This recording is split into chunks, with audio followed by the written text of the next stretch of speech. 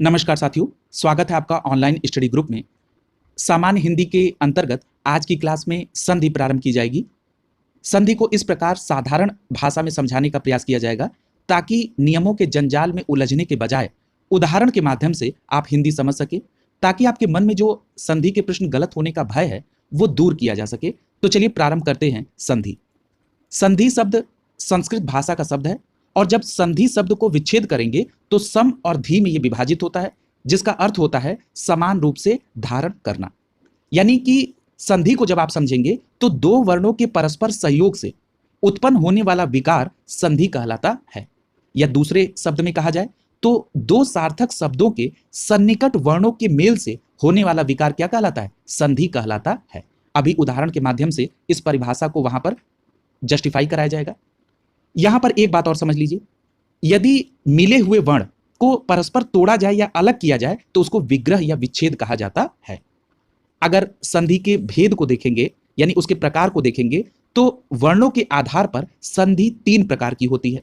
पहला है स्वर संधि, दूसरा है व्यंजन संधि और तीसरा है विसर्ग संधि। सबसे पहला प्रारंभ करेंगे स्वर संधि। स्वर संधि का मतलब क्या है? जब दो स्वरों के मेल से जो विकार उत्पन्न होता है उसको क्या कहते हैं? स्वर संधि कहते हैं। स्वर संधि के 5 प्रकार होते हैं। पहला है दीर्घ स्वर संधि, दूसरा है गुण स्वर संधि, तीसरा है वृद्धि स्वर संधि, चौथा है यण स्वर संधि, पांचवा है आयादी स्वर संधि। और प्रारंभ करेंगे दीर्घ स्वर संधि से। दीर्घ स्वर संधि को प्रारंभ करने से पहले कुछ शब्दों का अर्थ समझ लीजिए। जैसे जब कहा जाएगा ह्रस्व स्वर तो इसका मतलब क्या है? छोटा अ, छोटी ई, छोटा उ। और जब कहा जाएगा दीर्घ स्वर यानी जब इनमें मात्रा लग जाती है तो इसको कहा जाता है दीर्घ स्वर, यानी बड़ा आ, बड़ी ई, बड़ा उ। ठीक है, अब जरा समझिए दीर्घ स्वर संधि किसे कहा जाता है? जब ह्रस्व या दीर्घ के पश्चात क्रमशः सवर्णी, सवर्णी का मतलब समान वर्ण, ह्रस्व या दीर्घ स्वर आए तो दोनों वर्ण मिलकर दीर्घ रूप धारण कर लेते हैं। यानी जो रिजल्ट आएगा वो क्या होगा? दीर्घ रूप में होगा। यानी या तो बड़ा आ होगा या बड़ी ई होगा या बड़ा उ होगा या री होगा। ठीक है, यानी कि जब दो सवर्णी ह्रस्व या दीर्घ स्वर आपस में मिलेंगे तो प्रत्येक दशा में दीर्घ स्वर का निर्माण होता है। आइए जरा इस परिभाषा को, इस नियम को उदाहरण में देखें, एक चार्ट के माध्यम से समझिए। यहां पर देखिए एक चार्ट बना हुआ है। बताया जा रहा है कि जब दोनों तरफ अ और अ होगा, अर्थात हर्ष स्वर दोनों तरफ होगा तो रिजल्ट क्या होगा? आ बनेगा, यानी दीर्घ स्वर आएगा। यदि एक तरफ अ है यानी हर्ष स्वर है और दूसरी तरफ आ है यानी दीर्घ स्वर है, तब भी रिजल्ट क्या होगा? आ होगा, अर्थात दीर्घ स्वर होगा। यदि एक तरफ आ है, दूसरी तरफ अ है, अर्थात एक तरफ दीर्घ है, दूसरी तरफ हर्ष है, तब भी रिजल्ट क्या होगा? दीर्घ होगा। अगर दोनों तरफ दीर्घ स्वर हैं तो भी रिजल्ट क्या होगा? दीर्घ स्वर होगा। यानी आपने देखा इन चारों कंडीशन में जो रिजल्ट आ रहा है वो क्या हो रहा है? दीर्घ स्वर का आ रहा है। ठीक है, इसी प्रकार से ई और बड़ी ई का होगा, तब भी रिजल्ट क्या आएगा? प्रत्येक दशा में बड़ी ई आएगा यानी दीर्घ आएगा। इसी प्रकार छोटा उ और बड़ा उ के साथ होगा और दोनों चारों कंडीशन में दोनों के साथ रिजल्ट क्या आएगा? दीर्घ आएगा, यानी बड़ी ई आएगा रिजल्ट और दूसरे का बड़ा उ आएगा। जरा इसको उदाहरण से समझिए। नीचे उदाहरण दिया गया है। पहला नाम दिया है देवार्चन। देवार्चन में अगर आप विच्छेद करेंगे तो देखेंगे देव धन अर्चन लिखा है। देव में व जो है इसमें क्या निकल रहा है? अ निकल रहा है। और अर्चन में क्या है? पहला प्रारंभ वर्ण क्या है? अ है, यानी दोनों तरफ हर्ष स्वर है, यानी अ प्लस अ है, तो रिजल्ट क्या होगा? आ होगा। यानी प्रत्येक दशा में दीर्घ होना है यानी वो आ हो जाएगा। इसीलिए देवार्चन में व में आ की मात्रा लगी हुई है, यानी ये क्या हो गया? देवार्चन हो गया। इसी प्रकार दूसरा एग्जाम्पल देखिए, लिखा है सत्याग्रह। जब सत्याग्रह को विच्छेद करेंगे तो यहां पर सत्य धन आग्रह, यानी य में क्या आ रहा है? अ और आग्रह का आ, तो यानी एक तरफ हर्ष स्वर है और दूसरी तरफ दीर्घ स्वर है, यानी एक तरफ अ है और दूसरी तरफ आ है, तो रिजल्ट क्या बनेगा? आ बनेगा, अर्थात दीर्घ होगा। इसीलिए य में देखिए आ की मात्रा लगाई गई तो क्या बन गया? सत्या और ग्रह लग गया, यानी सत्याग्रह। दूसरा एग्जाम्पल देखिए, दिया है धर्मार्थ, यानी धर्म धन अर्थ। देखिए ये धर्मार्थ कैसे बना? धर्म धन अर्थ लगा है। यहां पर देखिए म में अ है यानी हर्ष स्वर है और दूसरी तरफ अर्थ में भी अ लगा है, यानी दोनों तरफ हर्ष स्वर है, यानी अ प्लस अ है, लेकिन रिजल्ट क्या होगा? आ होगा, यानी दीर्घ होगा। इसीलिए देखिए धर्म में म में आ की मात्रा लगा तो धर्मा बन गया और यहां से थ, यानी धर्मार्थ हो गया। अगला एग्जाम्पल देखिए। अगला एग्जाम्पल स्वार्थी लिखा हुआ है। स्वार्थी को जब विच्छेद किया गया तो क्या बना? स्व धन अर्थी। स्व में व में अंत में क्या है? अ है, और अर्थी में भी क्या है? अ है। तो जब अ प्लस अ बना तो रिजल्ट क्या होगा? आ, इसलिए व में आ की मात्रा लग गई, स्वार्थी। देखिए, एक तो ये होता है, पूछा जाता है कि इसमें कौन सा संधि है, और दूसरा प्रश्न पूछा जाता है कि जब इन दो विच्छेद को जोड़ा जाएगा तो ये क्या बनेगा। देखिए, इन दोनों प्रश्नों का यहां पर उत्तर देखिए। जब कभी भी आपको पहचान करने के लिए दिया जाएगा और उदाहरण अगर स्वर संधि में दीर्घ स्वर संधि का होगा, तब आप ये देखेंगे कि जहां से वो सार्थक शब्दों में विभक्त हो रहा है, अगर वहां पर दीर्घ स्वर है, वो चाहे बड़ा आ हो या बड़ी ई हो या बड़ा ऊ हो, तब आपका सीधा अर्थ निकल जाएगा। ये पूरी संभावना हो जाएगी कि वो उदाहरण दीर्घ स्वर संधि का है। और यदि विच्छेद करना हो, तब आप क्या करेंगे? जब विच्छेद करेंगे तब देखेंगे कि दो जो विच्छेद हो वो क्या हो? अर्थ सही निकल रहे हो। जैसे उदाहरण के स्वरूप, जैसे मान लीजिए धर्मार्थ लिखा है, धर्मार्थ को आपको ब्रेक करना है। आपने देख लिया धर्मार्थ में दीर्घ स्वर संधि है, यानी धर्म धन अर्थ, ये दो सार्थक अर्थ निकल रहे हैं। यानी ऐसे शब्दों में आपको तोड़ना है जिसका सार्थक कोई अर्थ निकल रहा हो, ठीक है। और उसको जब आपने स्वर दीर्घ स्वर संधि के नियम में फिट किया तो वो फिट भी हो गया। यानी इस प्रकार से आप पहचान भी कर सकते हैं और उसका विच्छेद भी। अगला जो उदाहरण है वो है ई प्लस ई का। यहां पर देखिए लिखा है अतीव, यानी अ त में बड़ी की मात्रा ती और व, अतीव। जब आप इसको ब्रेक करेंगे तो क्या होगा? अति धन ईव। यहां पर त में देखिए छोटी ई की मात्रा है, यानी हर्ष स्वर है, और दूसरे तरफ ईव लिखा है, यहां पर भी ई क्या है? हर्ष स्वर है। और जब दोनों तरफ हर्ष स्वर है तब भी रिजल्ट क्या बनेगा? प्रत्येक कंडीशन में दीर्घ बनेगा, यानी बड़ी ई होगा। इसीलिए देखिए अतीव में त में बड़ी ई की मात्रा लगी है। क्लियर है? चलिए दूसरा फिर देख लीजिए। दूसरा एग्जांपल लिखा है कविंद्र। कविंद्र में जब आपने ब्रेक किया तो शब्द क्या बनता है? कवि धन इंद्र। अब कवि में छोटी ई की मात्रा, यानी एक तरफ हर्ष स्वर संधि है, और दूसरी तरफ आप इंद्र में देख रहे हैं यहां पर भी हर्ष स्वर संधि है, यानी यहां पर भी छोटी ई है। तो रिजल्ट क्या होगा? बड़ी ई, यानी दीर्घ स्वर संधि। इसीलिए आप देखिए व में यहां पर बड़ी ई की मात्रा लगाई गई। क्यों? क्योंकि रिजल्ट जो बनेगा वो बड़ी ई आएगा, यानी दीर्घ स्वर संधि आएगा, ठीक है। इसी प्रकार अगला एग्जाम्पल देखिए, लिखा है गिरीश। गिरीश को जब आप विच्छेद करेंगे तो देखेंगे गिरी धन ईस में होता है, और गिरी में र में छोटी ई की मात्रा है, यानी एक तरफ हमको क्या मिल गया? छोटी ई, और ईस में बड़ी ई की मात्रा है, यानी एक तरफ हमको हर्ष स्वर संधि और दूसरी तरफ दीर्घ स्वर संधि, ठीक। जब दोनों को ऐड किया जाएगा तो रिजल्ट क्या बनेगा? दीर्घ स्वर संधि प्रत्येक दशा में, यानी बड़ी ई होगी। इसीलिए देखिए गिरीश जब लिखा है तो र में बड़ी ई की मात्रा लगी है, ठीक।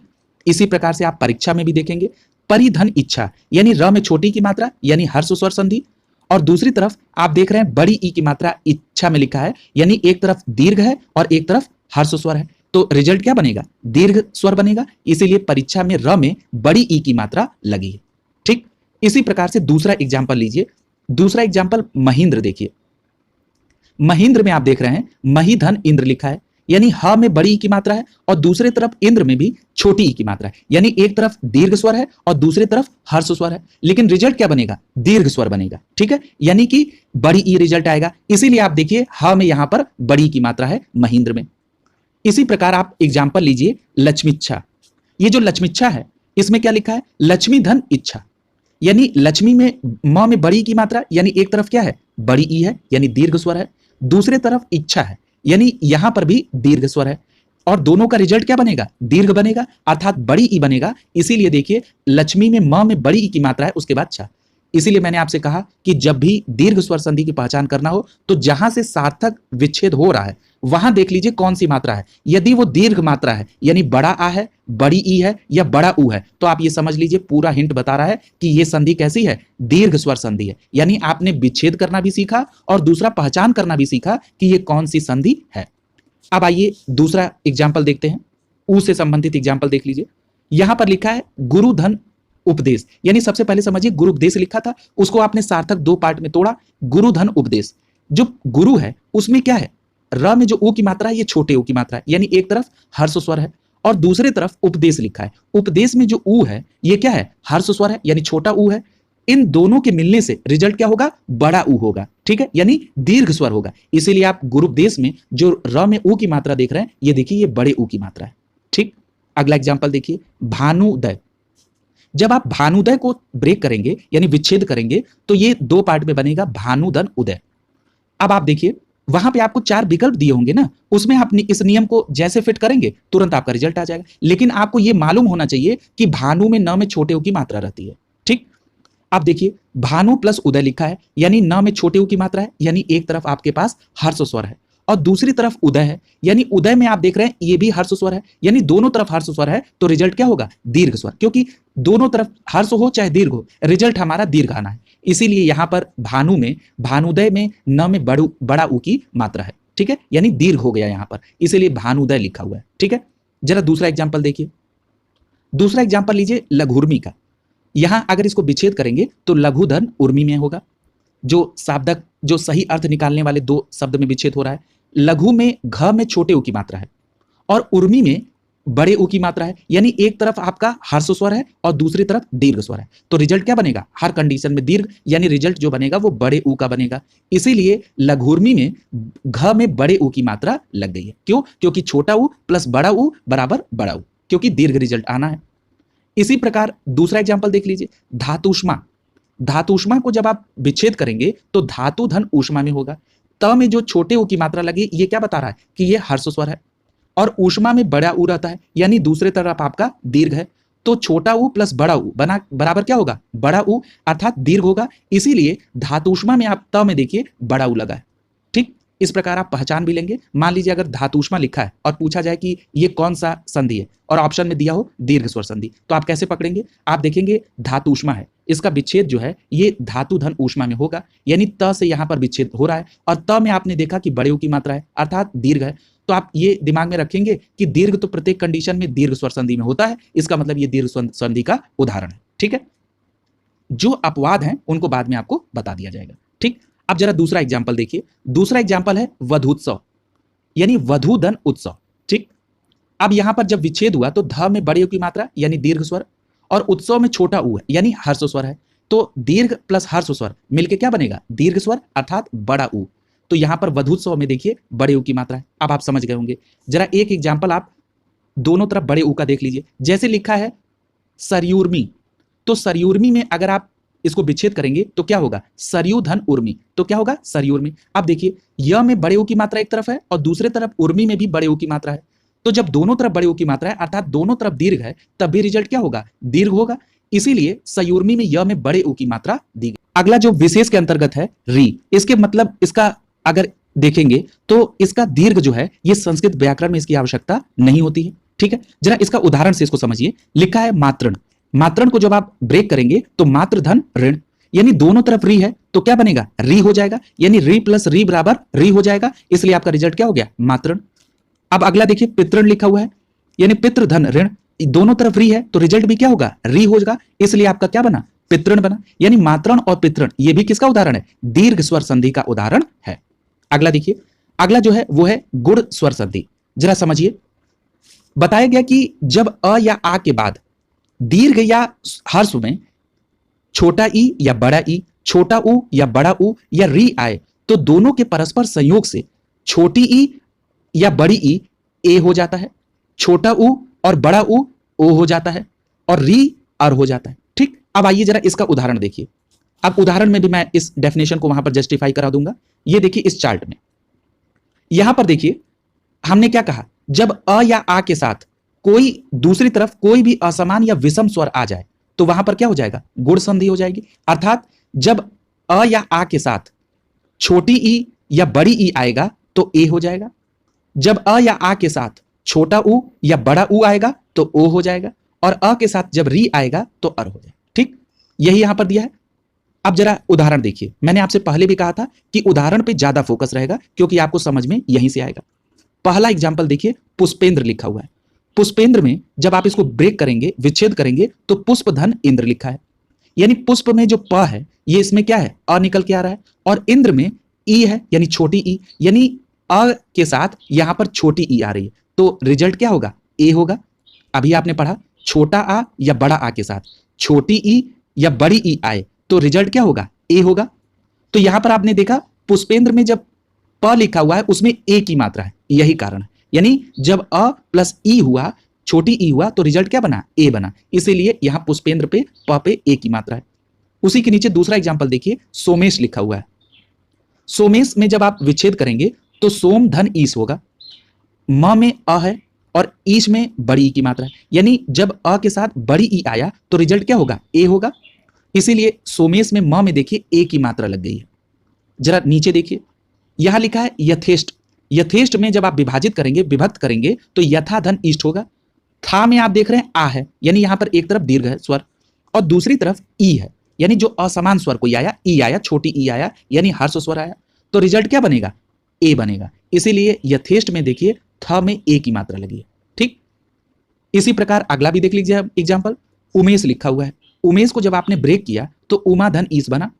उमा में एक तरफ आ है और दूसरी तरफ ईस में बड़ी ई है, यानी आ के साथ बड़ी ई आया तो क्या बनेगा, रिजल्ट ए बनेगा। यानी इसीलिए म में ए की मात्रा लगाई गई और बना उमेश। क्लियर है। इसी प्रकार आप ऊ को देखिए, हमने बताया था कि जब अ या आ के साथ छोटा ऊ या बड़ा ऊ आ जाए तो क्या हो जाएगा, ओ हो जाएगा। ठीक है, अब जरा यहां पर देखिए, यहां दिया हुआ है महोष्ण, यहां ब्रेक करेंगे तो महाधन उष्ण हो जाएगा। हा में आ की मात्रा और उष्ण में छोटा ऊ की मात्रा, यानी आ के साथ छोटा ऊ है तो इस कंडीशन में रिजल्ट क्या होगा, ओ होगा। इसीलिए ह में देखिए ओ की मात्रा लगी है और क्या बन गया, महोष्ण हो गया। इसीलिए हमने कहा था कि यदि गुण संधि की पहचान करने के लिए दे दे, यानी संधि दिया रहे और कहा जाए कि कौन सी संधि है, सपोज दैट मान लीजिए उमेश लिखा है और पूछा जाए कि इसमें कौन सी संधि है, तो आप कैसे पकड़ेंगे कि ये गुण संधि है। यानी जब किसी भी शब्द में ए की मात्रा और ओ की मात्रा लगी हो तो ये समझ लीजिए कि यहां पर गुण संधि होने की पूरी संभावना है और उसको नियम पर फिट करके चेक कर लीजिए। अगला उदाहरण री से संबंधित देख लीजिए, दिया है देवर्षि। देवर्षि को जब आप विच्छेद करेंगे तो देव धन ऋषि बनेगा। व में अ की मात्रा है और दूसरी तरफ री है। आपने पढ़ा है कि जब अ या आ के साथ री आएगा तो रिजल्ट क्या देगा, अर होगा। तो जरा देखिए, देवर्षि है, व में अ है और र की मात्रा खटकोड़ वाले स पे लग गई, यानी बन गया क्या, देवर्षि। इसी प्रकार दूसरा एग्जाम्पल देख लीजिए, दिया है सप्तर्षि। तो सप्त में त जो है इससे अ निकल रहा है और दूसरी तरफ री है, यानी क्या होगा, अर बनेगा। इसीलिए त में देखिए कोई मात्रा नहीं लगी है, यहां से अ निकला और र जो है ये श के ऊपर उड़नतुरा हो गया। यहां देखिए कुछ गुण संधि में कुछ ऐसे भी एग्जाम्पल देखने को मिलते हैं जो इनके नियम का पालन नहीं करते हैं, यानी वो गुण संधि के अपवाद हैं। जैसे देखिए, देखिए कौन पालन नहीं कर रहा है और कैसे नहीं कर रहा है। पहला एग्जाम्पल दिया है स्वर। स्वर को जब आप विच्छेद करेंगे यानी उसको विभक्त करेंगे तो क्या बनेगा, स्व धन इर। ठीक, व में अ की मात्रा आ रही है और इर में बड़ी ई है, यानी एक तरफ हर्ष स्वर है और दूसरी तरफ दीर्घ स्वर है और वो भी असमान है, यानी एक तरफ अ है और दूसरी तरफ बड़ी ई है। आपको पता है कि ये रूल है कि जब छोटा अ या बड़ा आ के साथ छोटी ई या बड़ी ई आए तो रिजल्ट क्या होगा, ए होगा। अब यहां पर देखिए व के ऊपर ए की मात्रा होनी चाहिए रूल के अकॉर्डिंग, लेकिन नहीं होती है, यानी ये गुण संधि का अपवाद है। इसी प्रकार अगला एग्जाम्पल देखिए, लिखा है अच्छौहिड़ी।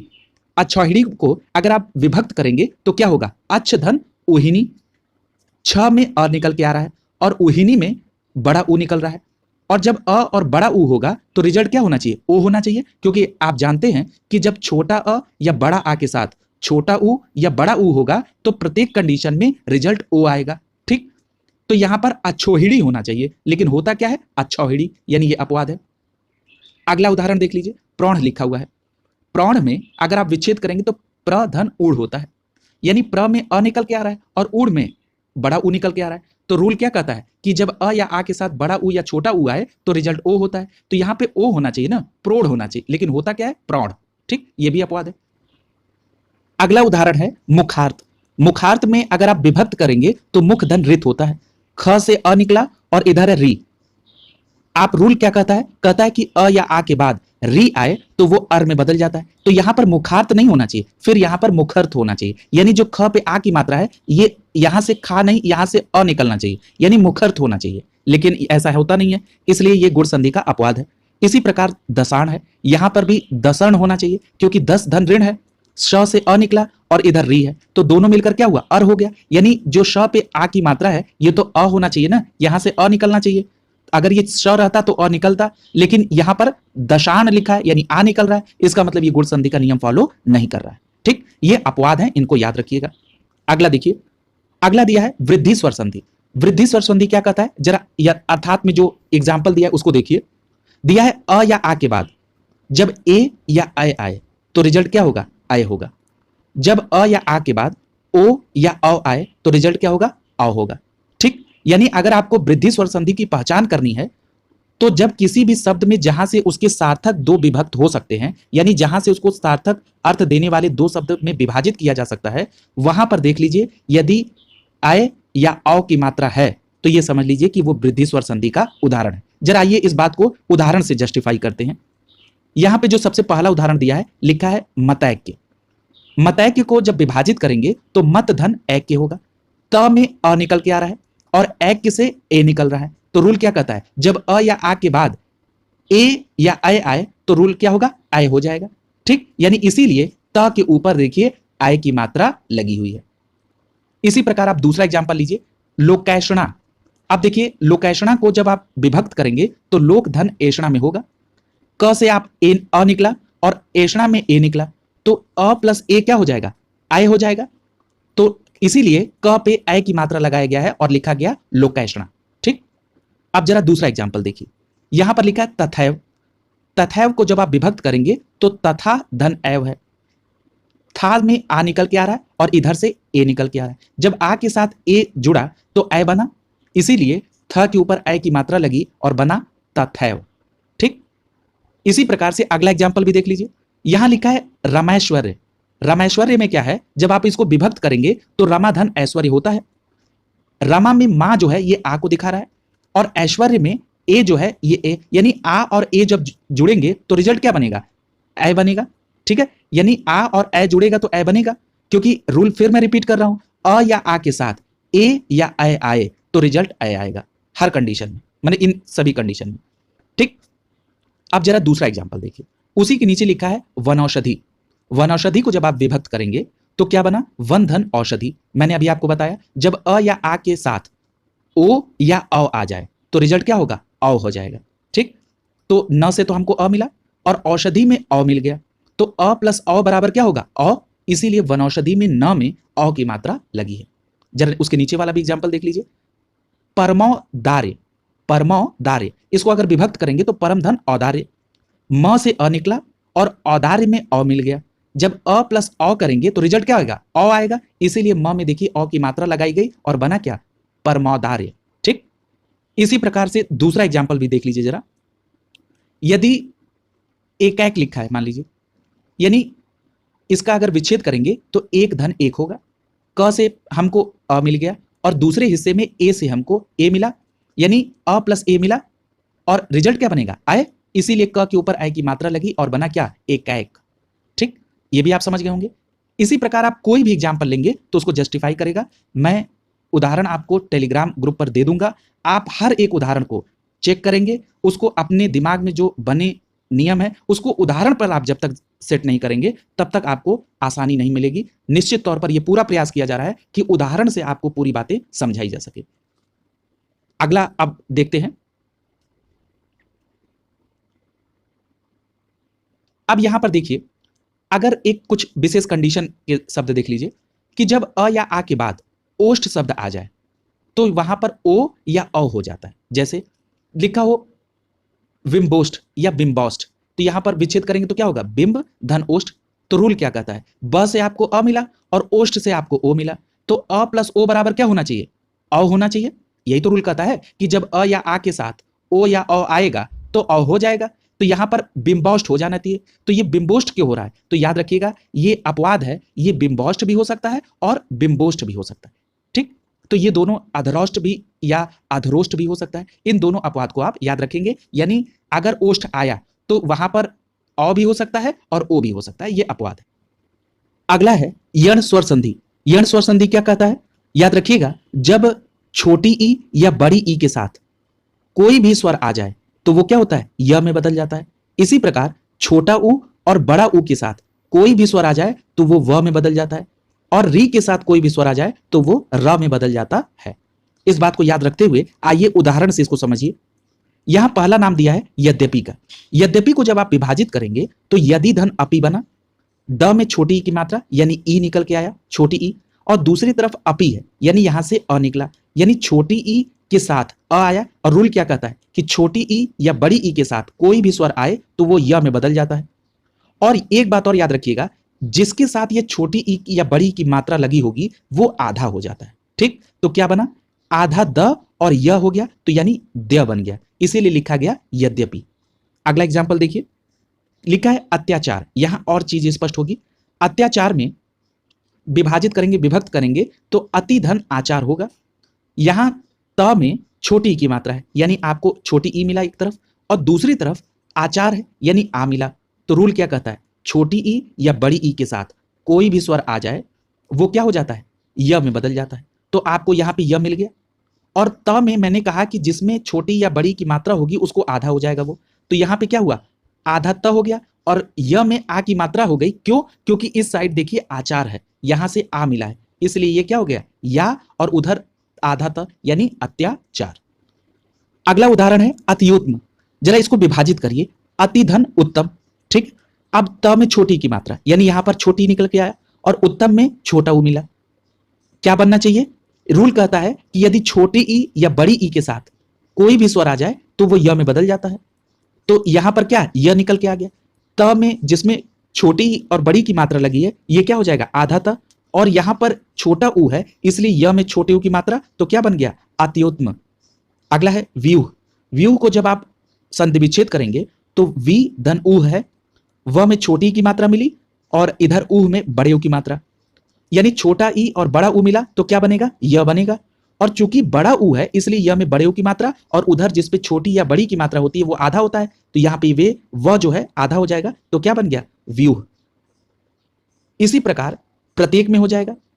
प्रत्येक में जब आप विच्छेद करेंगे तो प्रति धन एक है, तो यहां पर क्या होगा, त में छोटी की मात्रा और इधर ए मिला तो य बन गया, और एक है, ए की मात्रा लग गया य के ऊपर और उधर त आधा हो गया, और क्या बना, प्रत्येक।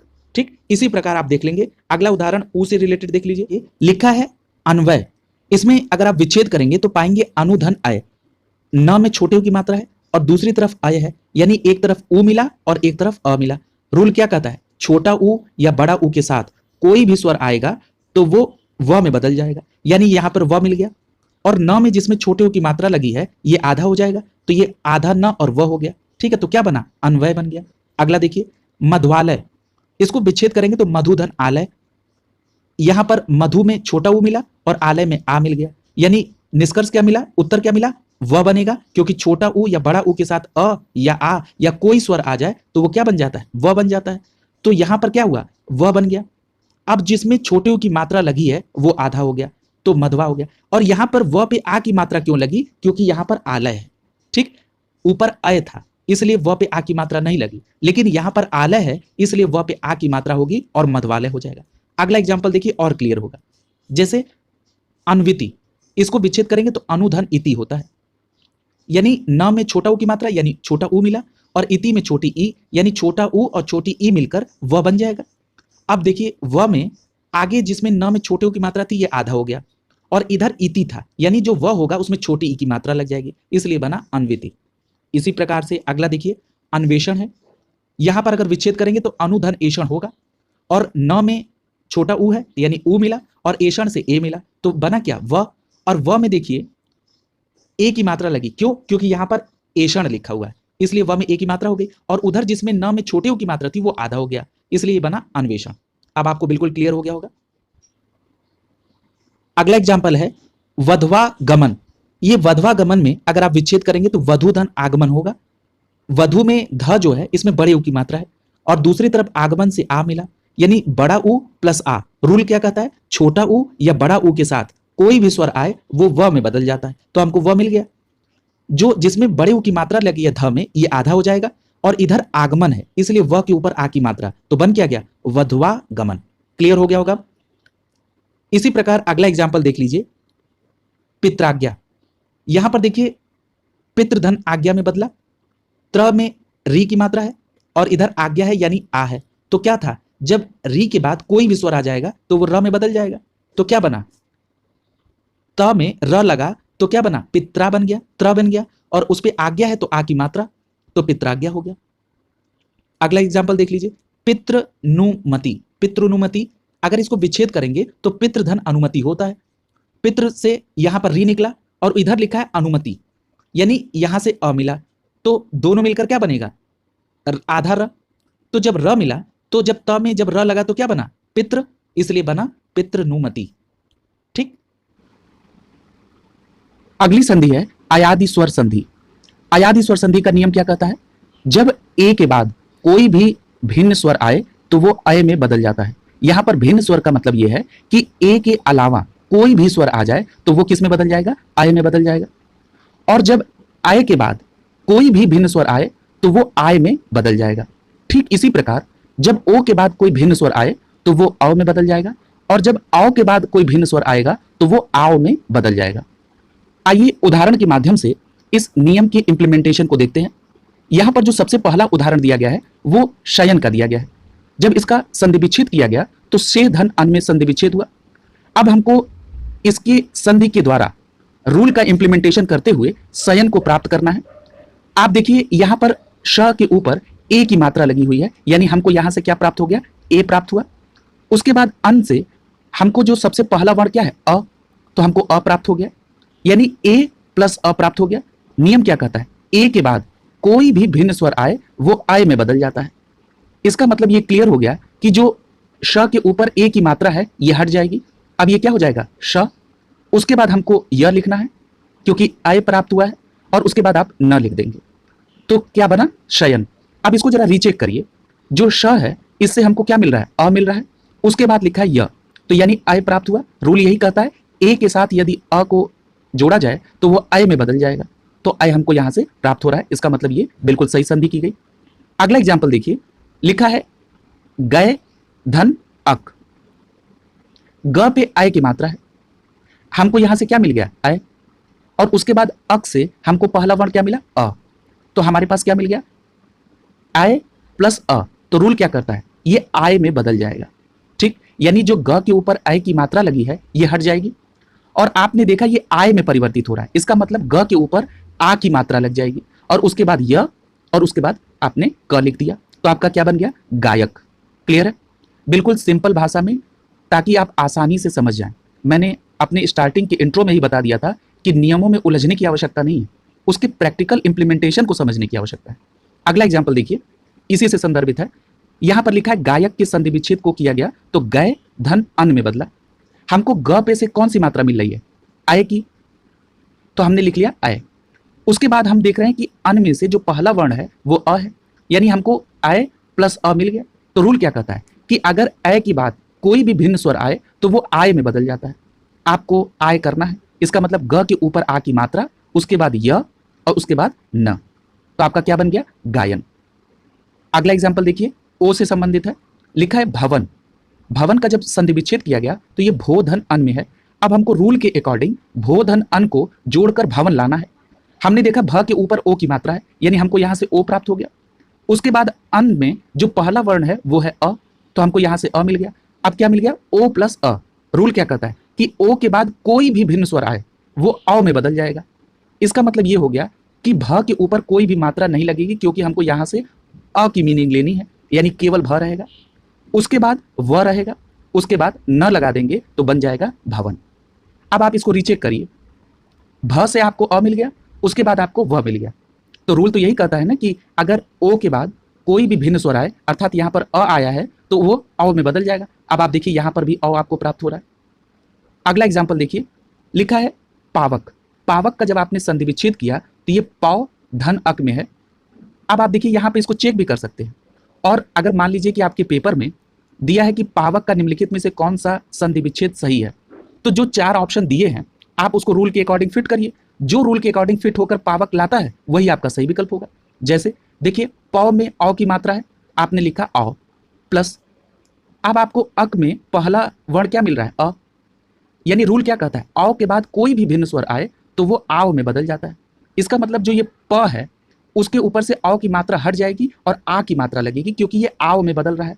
उसके बाद आपने पा लिख लिया, उसके बाद आपने व लिखा और क लिख दिया, तो आपका क्या बन गया? पावक। अब जरा इसको रीचेक करिए, प पे आ की मात्रा, यानी यहाँ से आ का भाव मिल रहा है, और उसके बाद क्या है? वह है, यानी आओ हमको यहाँ पे प्राप्त हो जा रहा है। इसका मतलब मेरा संधि सही है। उदाहरण में दिया है भौ धन इनी।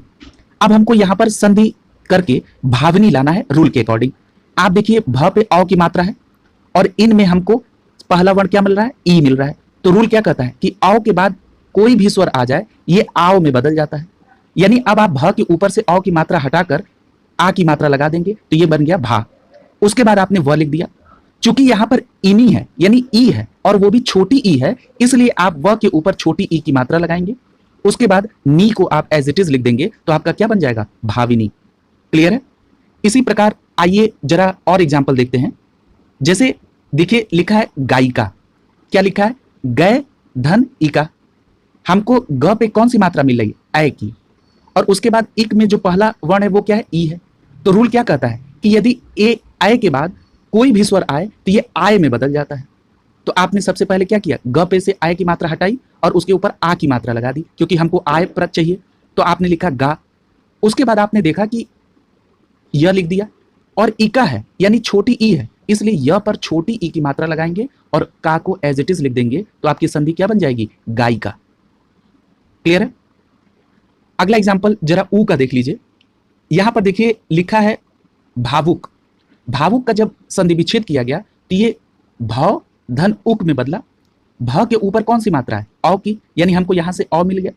और उक में जो पहला वर्ण है वो है ऊ। तो रूल क्या कहता है कि औ के बाद कोई भी स्वर आ जाए ये आओ में बदल जाता है। तो आपने भ के ऊपर आ की मात्रा लगा दी, व लिख दिया। अब यहां पर देखिए उक है यानी यहां पर छोटा ऊ है पहला वर्ण, इसलिए व पे छोटे ऊ की मात्रा लगेगी और उसके बाद क को आप एज इट इज लिख देंगे तो आपका शब्द क्या बन जाएगा? भावुक। क्लियर है? अगला एग्जाम्पल देखिए, लिखा है विधायक की संधि विच्छेद की गई है और लिखा गया विधेय धन अक। अब आपको इन दोनों खंड की संधि करते हुए रूल के अकॉर्डिंग विधायक लाना है। आपने देखा यहां पर पहला जो खंड है इसमें विधेय है, इसके जो अंतिम वर्ण है उसको आप लेंगे, वो है धय। ध पे ऐ की मात्रा है, इसका मतलब आपको पहला मिल गया आय। उसके बाद है अक, इसका जो पहला वर्ण है उसको आप लेते हैं, यानी आपको मिल गया अ, यानी आय के साथ आपको अ मिल गया। रूल क्या कहता है कि जब आय के बाद कोई भी भिन्न स्वर आए तो वो आय में बदल जाता है। आपने सबसे पहले वी लिखा, वी में कोई परिवर्तन नहीं होगा। ध है, आपको आय लाना है, यानी ध के ऊपर आ की मात्रा लगेगी। उसके बाद आप य लिखेंगे और फिर क को एज इट इज उतार देंगे तो आपका शब्द क्या बन जाएगा? विधायक। इस प्रकार कोई भी उदाहरण दिया होगा, आप इस रूल को फॉलो करके उसको इजीली सॉल्व कर सकते हैं। इस प्रकार आज की क्लास में आपने स्वर संधि को कंप्लीट कर लिया। कल की क्लास में व्यंजन संधि को कराया जाएगा। जो भी क्लासेस आपको प्रतिदिन मिल रही है उसको आप कंप्लीट करते चलें। शुभकामनाओं के साथ आप सभी का बहुत बहुत धन्यवाद।